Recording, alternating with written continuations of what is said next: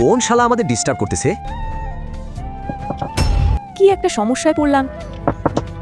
আমাদেরকে কে এভাবে ডিস্টার্ব করতেছে, তাকে এবার আমি ছাড়বো না। সুজয়, তুমি একটু বসো, আমি ওরে মজা দেখাচ্ছি। আবে ওই তুই বারবার আমাদেরকে এভাবে ডিস্টার্ব করতেছিস কি জন্য? আপনারা যে রাস্তার মধ্যে গাড়ি দাঁড় করে এসব করছেন, আপনাদের কি লজ্জা করতেছে না? ও হ্যালো, তুই কে যে তোর থেকে পারমিশন নিয়ে আমাদের রাস্তায় গাড়ির ভেতরে রোম্যান্স করতে হবে? আমি যে কেউ হই, আপনার দরকার পড়লে আপনি আপনার বয়ফ্রেন্ডকে নিয়ে আমার বাড়িতে আসেন। আমি আপনাদেরকে রোম্যান্স করার জন্য একটা রুম দিব। ছোট লোক, তোর এত বড় সাহস, তুই আমাদেরকে এভাবে গাড়ি থেকে বের করে অপমান করতেছিস? তোর বাড়িতে গিয়ে আমাদের রোম্যান্স করতে হবে? তুই কে হে? আপনি এতক্ষণ ধরে গাড়ির মধ্যে যার সাথে রোম্যান্স করলেন, সে আমার স্বামী, আর গাড়িটাও হচ্ছে আমারই। সুজয় তোমার হাজবেন্ড? বিষয়টা আমি এখনো বুঝতে পারলাম না। সুজয়, উনি কি বলতেছে? উনি কি তোমার ওয়াইফ? ও কি বলবে, দাঁড়াও আমি তোমাকে আমাদের বিয়ের ছবি দেখাচ্ছি। সুজয়, তুই একটা বাটপার, তোকে আমি পুলিশে দিব। জেলের ভাত তো ওকে আমিই খাওয়াবো। এরপর রাধিকা সুজয়ের সাথে যা করলো তা দেখলে তোমরা সকলে অবাক হয়ে যাবে।